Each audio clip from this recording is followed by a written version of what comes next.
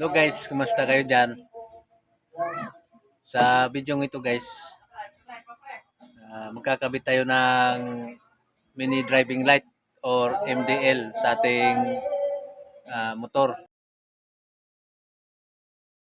Maglalagay tayo ng relay guys para dun sa high and low. I-set up na natin. Bale ito yun guys, dalawang relay to. Pinagsama ko na guys. Importante lang naman dito guys, alam mo yung mga numbering dito.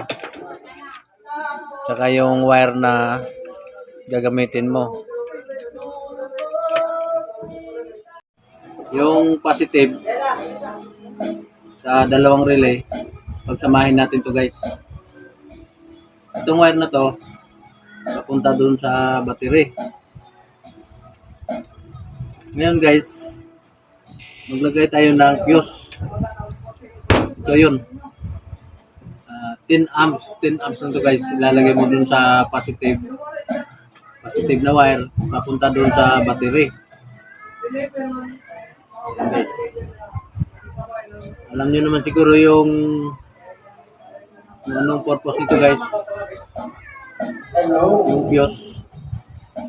Pag mag-overload, hindi maapektuhan yung wiring siya, yung circuit. Dito puputok tong fuse bago matamaan yung circuit nyo. So, kakabit muna natin ito guys.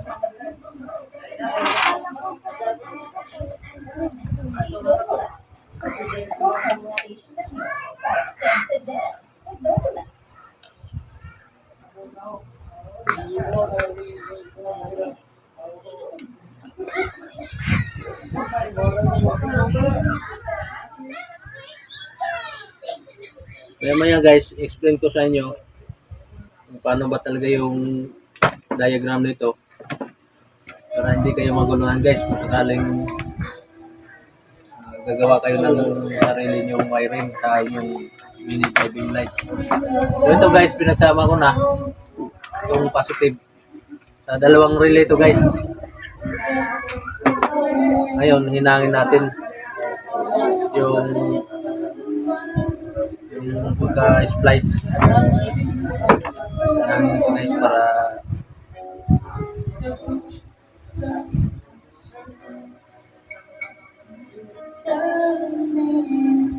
para matibay yung pagkagawa guys.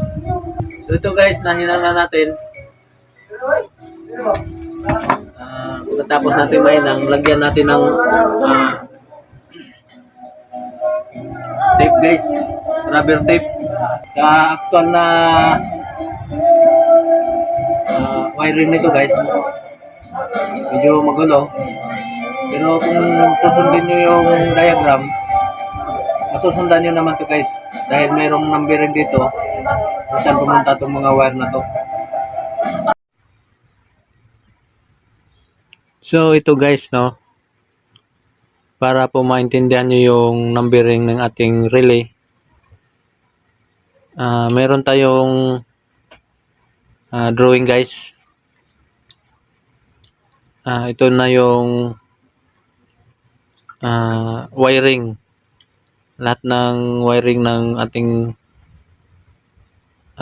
mini driving light, simula sa battery papuntang ignition, tapos papuntang switch, tapos yung relay, tapos sa ating MDL. So titingnan natin yung ating relay guys. Ito guys, ito yung dalawang relay. Gumamit tayo ng dalawang relay para sa ating high and low ng ating mini driving light. So ito guys, umpisa natin sa number 30. Itong number 30 guys, sa isang relay, saka dun sa isang relay na kahit alin dyan guys, gawin mong high and low, basta yung number 30,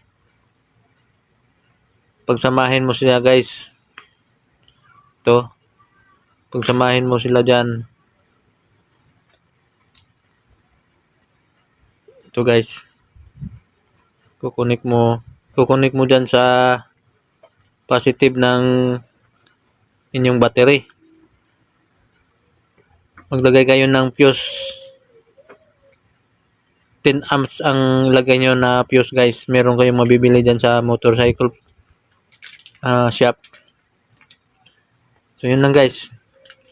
Basta yung number 30 sa ating relay. Pagsamahin nyo yan, yung dalawang relay. Tapos guys, yung susunod, yung number 86 sa isang relay. Tapos yung isang relay sa itaas ay unload yan. Ito yung magiging negative line guys. Pagsamahin nyo silang dalawa. Tapos itatap nyo dun sa body ng inyong motor. Yan guys, ito yung ground. Ito yung body ground. Yung number 86. Pagsamahin nyo yung dalawa. Dugtungin nyo. Pwede nyo rin i-connect doon sa negative ng ating battery. So, malinaw guys. Yan guys. Dito naman tayo sa 85. Itong 85 guys sa isang relay. Papunta yan doon sa ating mini driving light. Itong sa ibaba, kunwari ito yung ating low. Tapos sa isang mini driving light natin dito sa ibaba din, ito yung ating isang low. Pagsamahin mo sila guys. Pagsamahin mo sila yan guys, tapos kukunik mo dun sa 85. Isa sa isang relay. Ito yung magiging low natin na relay guys.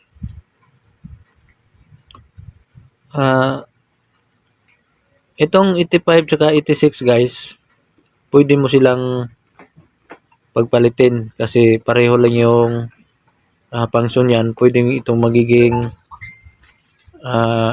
connection dun sa negative. Tapos itong 86 naman, pwede mong gawing papunta dun sa inyong mini driving light. So balik tayo guys. Itong sa itaas na relay, ito yung magiging high natin. Papuntahin doon sa ating high sa isang mini driving light. Tapos connected din to sa isang high doon sa kabila. Magkakasama yan sila guys. Katulad din nito guys, magkakasama. So okay na tayo guys. Kasi ito guys, sa ating mini driving light, meron tayong tatlong wire. Merong high, merong ground, tsaka yung low. Ganon din dito guys. Ito yung low, ito yung ground, tsaka ito yung high. Itong ground sa ating mini driving lights guys, pwede mo silang pagsamahin. Itatap mo dun sa body ground ng inyong motor. Pwede niya siyang pagsamahin din dito. So tapos na tayo dyan guys. Dito naman tayo sa ating switch guys. Itong 87 sa ating relay, sa ating high, kukonek natin doon sa ating high, sa ating switch. Kasi ito yung ating high na relay, number 87, kukonek doon sa high ng ating switch.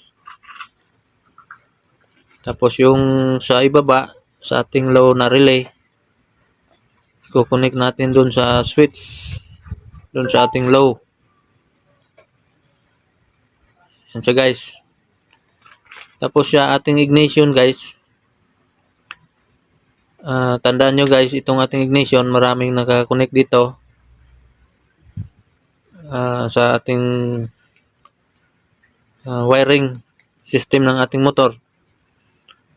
Meron meron diyang maraming nakakonect, lahat ng wiring dyan dumaan dyan dahil nandyan yung ating accessory wire, yung headlight, signal light, busina, saka yung sa gauge natin, sa mga LED na ilaw, nandyan lahat na connect guys. Pag on mong ganyan guys, pag susi mo naka-on na siya, papasok na dito sa ating accessory wire. Tapos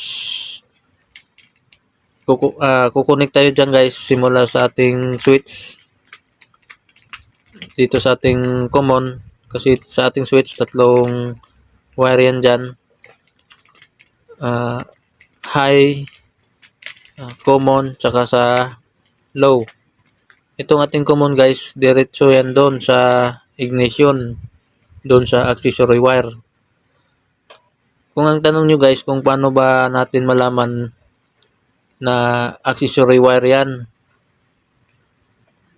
pwede nyong i-test dun guys sa inyong multi-tester. Testing nyo lang yung kabilang prad, kukonek nyo dun sa body ground, tapos yung kabila, pag susi mo na nito, kung kunwari susian mo to, i-on mo, kung meron siyang palo, ibig sabihin yun na yung accessory wire, dun ka mag-connect dun sa inyong switch. So yun lang guys. Yun nga, itong ating battery, ulitin natin guys. Sa ating positive, maglagay tayo ng fuse 10 amps, tapos papunta dun sa number 30 ng ating relay. Yan guys. Tapos sa ating accessory wire, papunta dun sa common ng connection ng ating switch. Tapos yung number 87, papunta dun sa 87 ng ating high, papunta dun sa ating high na switch. Tapos sa 87 naman dito sa ating low na relay, papunta dito sa ating low, ito sa switch. Pasensya na guys, medyo magalaw tong ating video. Ngayon guys, itong ating 86 sa ating body ground yan guys, nakakonect. Yan, magkasama yan sila. Pwede nyo siya guys i-connect dun sa negative ng ating battery. Ngayon guys, yung 85, papunta yan dun sa isang linya ng ating high, ating mini driving light. Tapos magkakasama sila dun sa isang mini driving light natin. Ito yung high, ito. Tapos itong low naman natin, ganun din, kukunik doon sa low, ating mini driving light. Tapos yung ground natin, hindi ko na lang dinugtong yan, dahil ibig sabihin yan guys, ground yan. Pwede nyo siyang pagdikitin, pagsamahin nyo, tapos isabay nyo dun sa isang ground dito, maglatag kayo ng wire, magkakasama na yan sila dyan.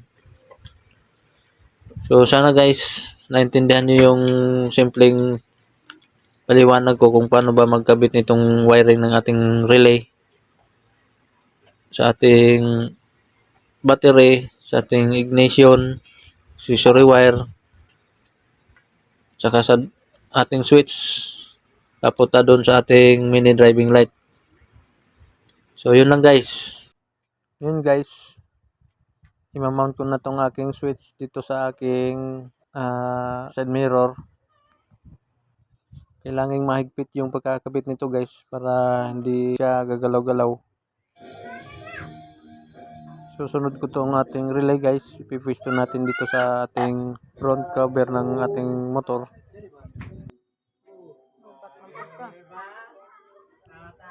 So ito na guys, nakapwesto na lahat. Inayos ko yung pagkalaga ng ating wiring or harness para hindi pangit tignan. Nilagyan ko ng cable tie guys para hindi siya gagalaw-galaw. Yan siya guys. Imamount ko na lang yung ating mini driving light. Kakabit ko muna to. Ibabalik ko lang tong front cover ng ating motor.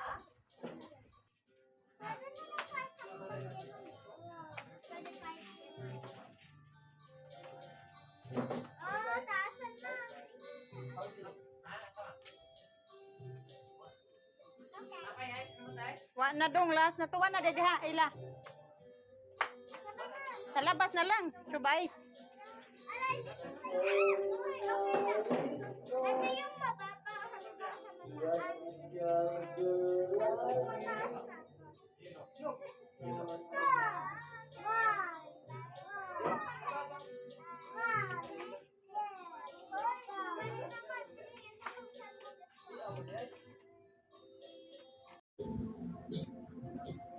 Ito guys, imamount ko na yung aking mini driving light.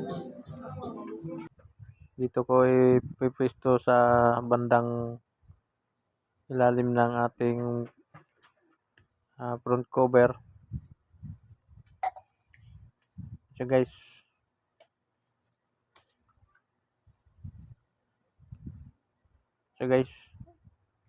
Okay na siya guys.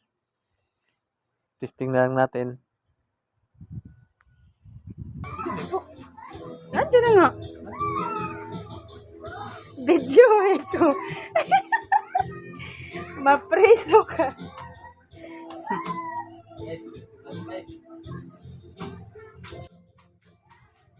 So ito guys. Tapos na yung pag-install ng ating mini driving light. Testing lang natin.